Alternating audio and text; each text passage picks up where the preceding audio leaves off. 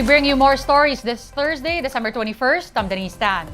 Four directors of the Maharlika Investment Corporation, or MIC, have been sworn in on Wednesday.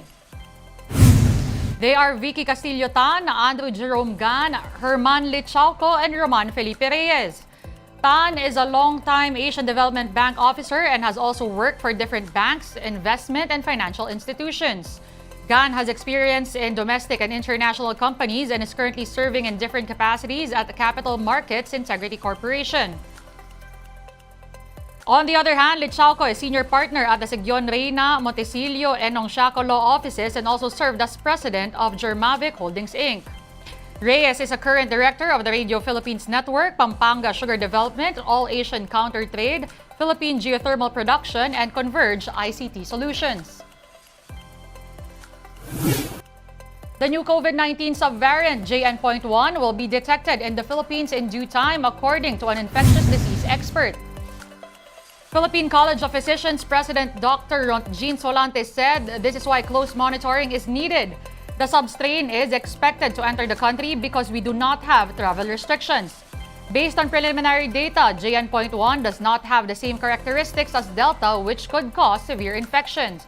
The World Health Organization declared it variant of interest due to its increasing spread.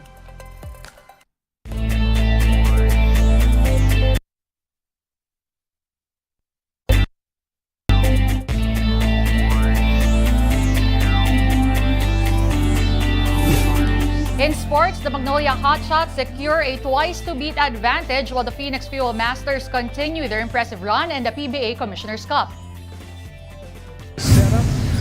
The Phoenix Fuel Masters are looking to sustain their impressive run so far this conference. And their hurdle yesterday were the Northport Batang pair. The game was virtually close for the most part until Phoenix unloaded a 30-2 run early in the fourth. This turned a 91-93 deficit into a 104-95 lead. During that stretch, import Jonathan Williams scored 11 points to pace the rally. Northport was not able to recover from that as the Fuel Masters hack out a 113-104 win.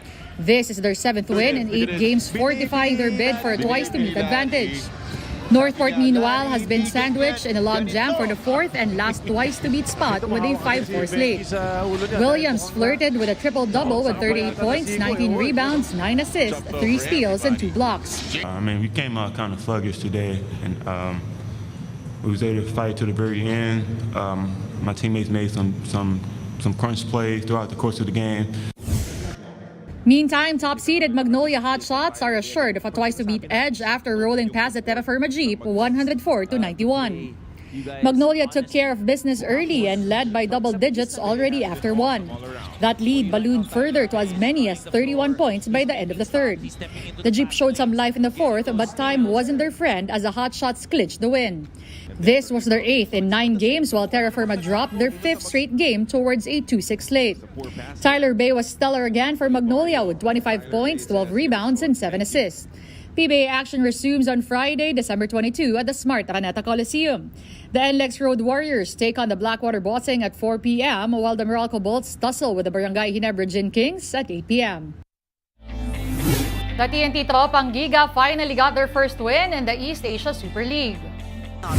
They took down the Taipei Fuban Braves 80-67. This was payback for TNT after losing to the Braves in their first meeting last month. With the win, TNT now carries a 1-4 win-loss record in the EASL. The Hollis-Jefferson brothers showed out in their first game together as pros. Ronde finished with 35 points, 11 rebounds, 5 assists, 3 steals, and 3 blocks, while his older brother Ralier had 20 points, 9 rebounds, 4 assists, 4 steals, and 2 blocks. That win by TNT was mired by a late-game injury to Ronde Hollis-Jefferson. RHJ was not able to finish the game after a bad fall at around the 2-minute 45-second mark of the fourth. He had to be carried out the floor by his teammates and headed straight to the dugout. Ronde was then brought to the hospital to get his back checked. The injury spoiled what was a good first game together with older bro Ralier Hollis-Jefferson. TNT hopes their import will be healthy enough entering their Christmas Day game against Barangay Ginebra. We're taking a timeout. The game on One News Now will return after a quick break. Stay tuned.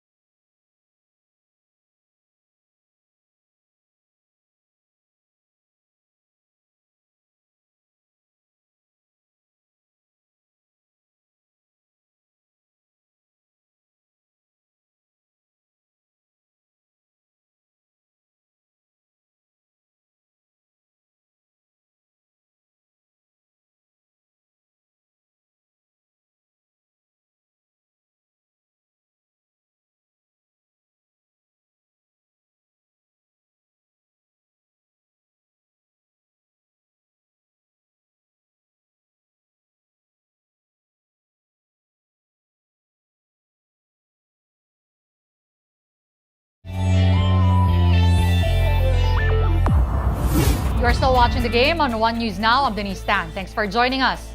Accomplished Pinoy pole vaulter EJ Obiena has been named one of the People of the Year by magazine Stargate People Asia. In a social media post, Obiena says he's grateful for the honor. He also gave some perspective on sports, noting that he has always viewed it as a nation-building tool. The world #2 pole vaulter also said the honor brings him a particular sense of pride and humility. Obiena soared towards gold in the Asian Games, notching the Philippines' first top prize in this year's edition of the Games. In total, Obiena won 10 golds, 7 silvers, and 5 bronze medals in 2023. That's on top of other recognitions like being the only Asian in the 6-meter club of pole vault and several other records. Another Yulo is carving his own path in gymnastics. Eldrew Yulo dominated the Batang Pinoy tilts with an impressive haul. Yulo garnered 7 gold medals, clinching the top spot in all individual events.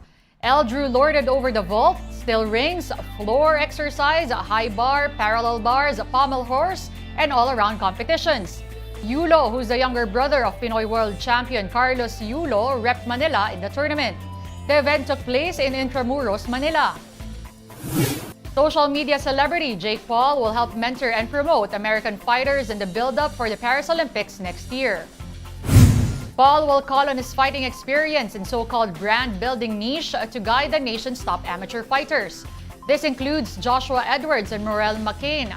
The 26-year-old slugger carries an 8-1 win-loss record in his pro career, 5 of which were knockouts.